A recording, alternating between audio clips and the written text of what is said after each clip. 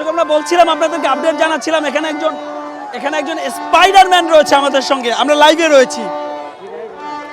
রয়েছি কি মনে হচ্ছে আসলে নেইমার শেষ পর্যন্ত আসলে প্রত্যাশিতভাবেই নেই, নেইমারকে তো মিস করছে। ইনশাআল্লাহ নেইমারকে অনেক মিস করছে এই খেলাতে, তবে ইনশাআল্লাহ সামনের খেলাতে ইনশাআল্লাহ নেইমার খেলবে।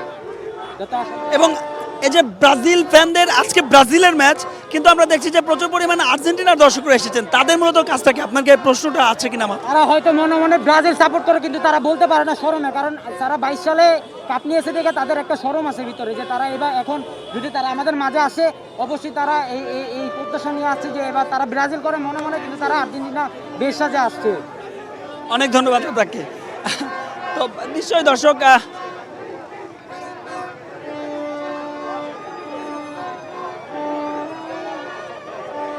এবং যে হলুদ কালার পুরো হলুদে, কিন্তু একেবারে পুরো ঢাকা বিশ্ববিদ্যালয়ের যে টিএসসি রাজু ভাস্কর্য গোটা এলাকা কিন্তু হলুদ সমর্থকরা দখলে নিয়েছেন এবং দেখছেন যে তারা ম্যাচে গিয়ে এখনও ম্যাচ শুরু হতে প্রায় 30-40 মিনিটের মতো বাকি রয়েছে এবং তারা কিন্তু এখনও অপেক্ষা করছেন সে ম্যাচ শুরু হওয়ার আগে। এখানে এই মুহূর্তে যে স্লোগানটা হচ্ছে, এক পক্ষ বলছেন 7 আপ, এক পক্ষ বলছেন 3 পিস। চলুন আপনাদের সেই স্লোগানটা কিছুটা শোনাই।